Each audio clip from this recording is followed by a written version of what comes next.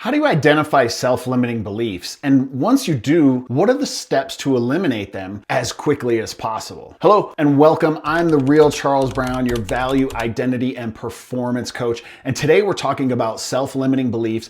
And this video stems from a really great conversation I recently had with a client who asked me those two very questions. How do you identify self-limiting beliefs? And then when you do, what's the quickest way to get rid of them and to abolish them? Well, the first thing that I'm going to tell you is you've got to do the work to identify that actual, no kidding, limiting belief, the core belief, and its origin if possible. On the surface, you might have a really simple little self-limiting belief that says, oh, I'm not good at math. Well, where does that come from? Where did you first learn that? Where is that origin? And is it that you're not good at math, or did somebody give you something really specific like you can't do math in your head and therefore you're not good at math? I know it's kind of a clumsy example, but I want to get through this fairly quickly for you. So in order to identify a self-limited belief, first and foremost, there has to be a problem in your life. There has to be something that you're avoiding or something that you're not achieving. That's a sign right there that you're kind of sabotaging yourself. And self-sabotage comes from a self-limiting belief. It comes from a conflict between what you believe you're capable of, what you're actually capable of, and what you believe you're capable of and what you actually want, right? So that's how that conflict gets set up. So first and foremost, you have to identify that belief and its origin. And then once you do, the very first step to be able to very quickly nip this in the bud is challenge that belief against your values and your needs. So right out of the gate, oh, I don't think I'm good at math. Well, let me look at my values. Does it matter that I'm not any good at math? Is being good at math really important to me? Is that something that I value? Is it something that I really need to do? Because if it isn't, then guess what? It's not necessarily limiting you very much, is it? It might be a negative belief that you have about yourself, and it might be a limiting belief, but if it's not in alignment with if it's not preventing you from honoring your values and fulfilling your needs, you may not need to address it, which also might mean go back to step one and do a better job of defining it, because maybe it's not the math at all, right? There's another belief in there that maybe you're not as smart as your sister was, or something to that effect, okay? The next step in there is I want you to try to reframe that belief with evidence. We know as human beings, we value mistakes and failures 1,000 times more than we value success and things that go well. We might do something very, very well, make no mistakes whatsoever 99 times. And that 100th time when we do make a mistake, or it does become apparent, or it bolsters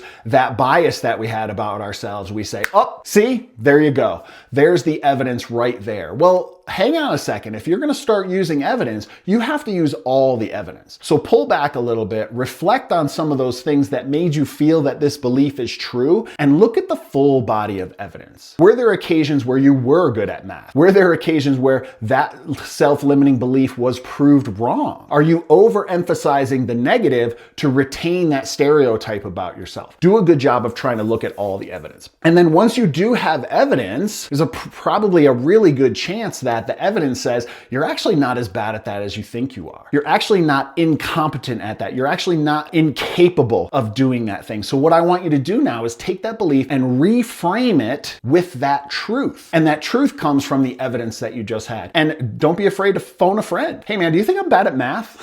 Right? Well, you're a heck of a lot better at math than I am, that's for sure. Take that evidence in and be willing to accept that. And then the final piece of that puzzle is act in alignment with who you are and what you actually believe. Now, if you've been following me for any amount of time, or if you've read my book, you know how I feel about beliefs. Beliefs started a really long time ago when we were far too young to accept the terms and conditions that went along with those beliefs. So many of our internalized beliefs, we just kind of accepted and we never went back and reviewed them again. Very, very valuable thing for you to do with yourself. So it's quite possible that this self-limiting belief is something you don't believe, you have a ton of evidence to the contrary, and it's not really serving you anyway. So start acting in accordance with your values and your needs. Now, the second part of that question, very, very quickly, how do I accelerate it? Once I discover a self-limiting belief, is there anything I can do to just very quickly try to turn that around? Or is this something that takes, 90 days to 120 days or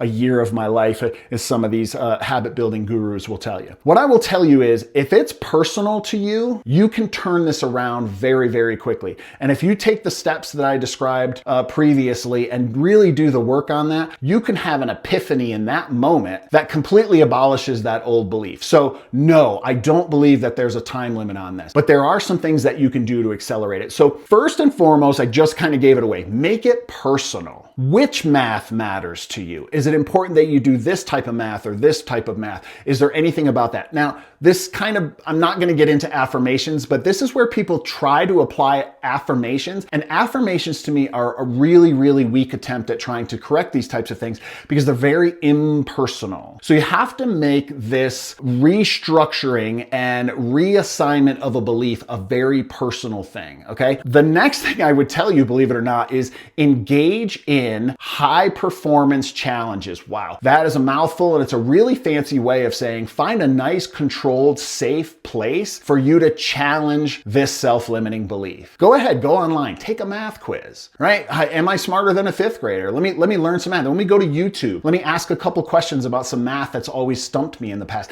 Am I still bad at it, or was it just because, I was a 12-year-old kid and I didn't have a very good teacher? All right, so put yourself in a safe place and take advantage of some high performance challenges to reframe that belief within yourself. Next, as you're doing that, visualize that future self. Visualize who you want to be, who doesn't believe, who doesn't have that self-limiting belief, who isn't limited by these things, but who instead has learned to overcome them or who has reframed them in a way that serves them. So you've got to start that visualization. And then finally, here's the super, super secret ingredient that has a pretty profound effect on your ability to reframe your self-limiting beliefs. And that is surround yourself with people who are going to support you in that journey, right? It's really important to have people who are aligned to your goals in your life. Seek them out. Maybe it's just this special opportunity for this one exercise, but I'm sure you have people in your life who want the best for you. Align yourself with those people. Make them aware of the goal that you're doing. Let them know that you're trying to overcome this self-limiting belief because you want more for yourself in life, and I guarantee they'll be there to help you. I hope this was helpful for you. As always, push back on me, give me your challenges below in the comments. Look forward to seeing you again.